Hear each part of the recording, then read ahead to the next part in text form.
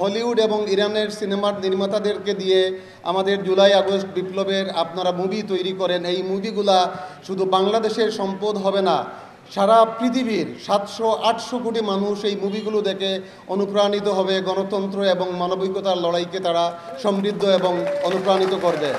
Sir, আমি আপনাকে বিনয়ের সাথে বলবো এবং স্পর্ধার সাথে বলবো, আমাদের আবু সাইদ চে গুয়েভারার চেয়ে কোনোভাবেই কম না। চে গুয়েভারাকে একজন ধরিয়ে দিয়েছিল আর আবু সাইদ বুক পেতে দিয়েছিল মৃত্যুর মুখোমুখি দাঁড়িয়ে। আমাদের আবু সাইদের স্টোরি লিখতে হবে পৃথিবীর এমন কাউকে দিয়ে, যে স্টোরি সারা বিশ্ববাসী পাঠ করবে এবং বাংলাদেশে যে আন্দোলন এবং বিপ্লবের সূচনা আপনারা করেছিলেন এবং যার সমাপ্তি আপনারা ঘটিয়েছিলেন, বিশ্ববাসী তার জানার তার অধিকার রাখে, বিশ্বের মানুষের কাছে এগুলো তুলে ধরতে হবে। এটা স্যার আমার একটা ছোট্ট দাবি, আপনারা এগুলো নিয়ে ভাববেন।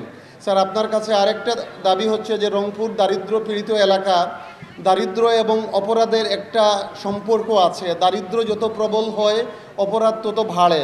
কাজেই পুলিশের একজন সাধারণ কর্মী হিসেবে স্যার আমি আপনাকে বলবো যে আপনি রংপুরের উন্নয়নের জন্য একটা সমন্বিত উদ্যোগ গ্রহণ করতে পারেন।